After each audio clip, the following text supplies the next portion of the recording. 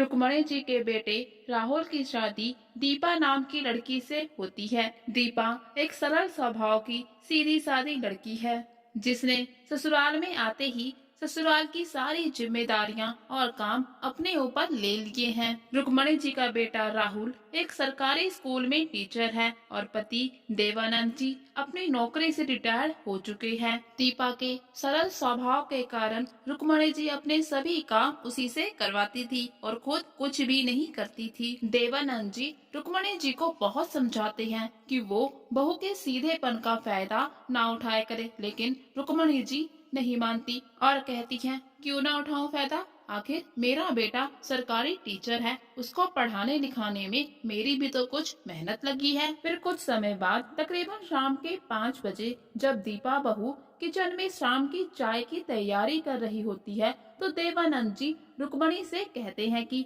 अरे सुनो रुक्मणी, मेरी ब्लड प्रेशर की दवाई खत्म हो गई है, तुम जरा बेटे राहुल को फोन करके कह दो कि बाजार से लौटते समय मेरे ब्लड प्रेशर की दवाई ले आना। तो रुक्मणी कहती है, इतनी सी बात के लिए मेरे बेटे राहुल को क्यों परेशान करते हो, ये काम तो हमारी दीपा बहू भी कर लेगी। तो रुक्मणी आवाज देकर बहू दीपा को बुलाती है और कहती है कि मार्केट जाकर अपने ससुर जी की ब्लड प्रेशर की दवाई ले आओ। तो दीपा कहती है, माँ जी मैं तो अभी चाय बना रही हूँ, ऐसा करिए आप इनको फोन कर दीजिए, ये बाजार ही गए हैं, आते समय पिताजी की दवाई लेते आएंगे। तो रुक्मणी कहती है, अरे उसके पास तो बहुत सामान होगा, कहाँ रास्ते में रुकेगा, ऐसा करो तुम ही जाकर ले आओ। और रही बात चाय की, तो राहुल को आने दो, साथ में बैठकर पी लेंगे। सास की बात दीपा मान लेती है और बाजार चली जाती है। ऐसे ही फिर एक दिन जब दीपा बहू अपनी सहेलियों से मिलने जा रही थी,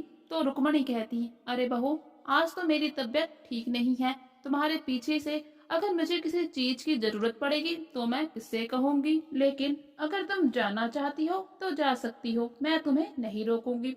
दीपा बहू को ये बात अच्छी नहीं लगती और वो कहती है, नहीं माँ जी, अगर आपकी तबीयत ठीक नहीं है तो मैं नहीं जाऊंगी। ऐसे करके रुक्मणी जी दीपा को उसकी सहेलियों से मिलने के लिए नहीं जाने देती। ये सब कुछ देवानंद जी देख रहे होते हैं और फिर वो रुक्मणी से कहते हैं, अरे रुक्मणी, दीपा बहू इतनी अच्छी है, इतनी प्यारी है, हम सबका कितना ध्यान रखती है, और फिर तुम उसके साथ ऐसा व्यवहार क्यों करती हो। तो रुक्मणी जी कहती है, सास का तो अधिकार ही होता है बहू को अपने कंट्रोल में रखना, और मेरी बहू तो बहुत ही बेवकूफ है, उसे तो मैं बहुत ही आसानी से कंट्रोल कर लेती हूँ। ये सभी बातें दीपा बाहर खड़ी सुन लेती है, उसको बहुत बुरा लगता है। फिर अगले दिन रुक्मणी जी बहू दीपा को मार्केट भेज देती है किचन का सामान लेने, और जब दीपा वापिस आती है तो राहुल भी उसके साथ होता है। ये देखकर रुक्मणी जी को बहुत गुस्सा आता है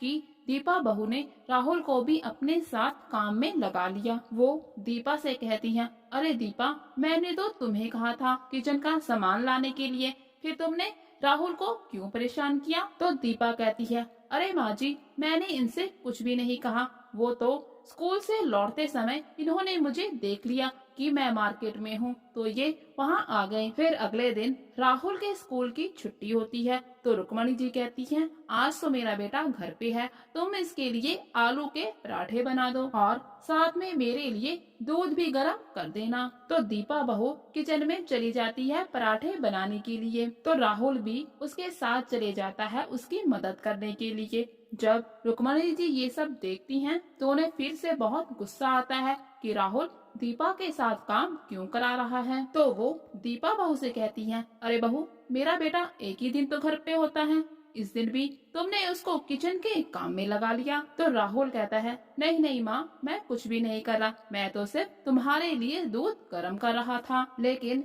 इस बार रुक्मणी जी समझ जाती है कि उसके चाल की बहू से अकेले काम कराए उस पर ही भारी पड़ रही है, और फिर वो बहू के सीधेपन का फायदा उठाना छोड़ देती है।